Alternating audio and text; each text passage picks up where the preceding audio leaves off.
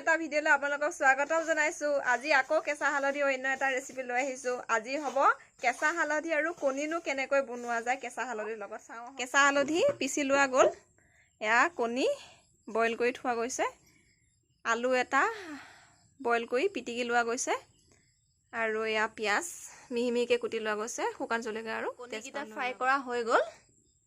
এতিয়া কেৰাহীটোত তেল দি থৈছে, পিঁয়াজ আৰু কেঁচা জলকীয়া তেজপাত দি দিব। এতিয়া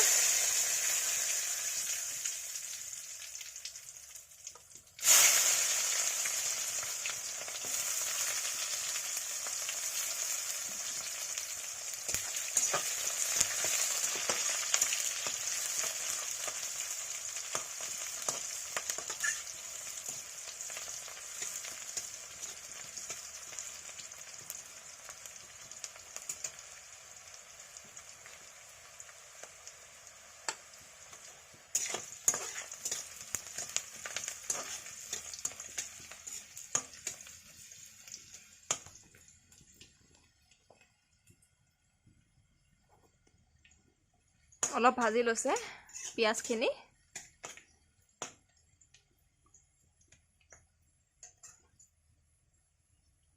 এতিয়া কেঁচা হালধিখিনি দি দিছে।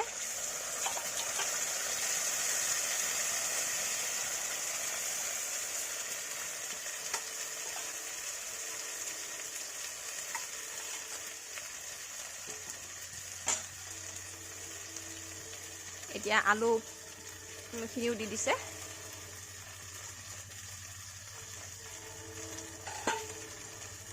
গোটেইখিনি এতিয়া ভাজি থাকিব।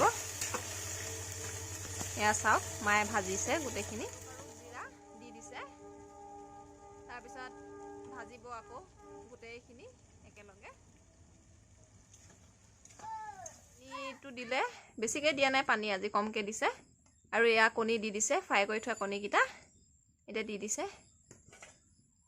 কণীকেইটা দিয়াৰ পিছত উতলালৈকে ৰ'ব। যদি মোৰ ভিডিঅ'টো চাই ভাল লাগিলে লাইক কৰিব, শ্বেয়াৰ কৰিব আৰু মোৰ চেনেলটো ছাবস্ক্ৰাইব কৰি দিব। আজিলৈ বাই।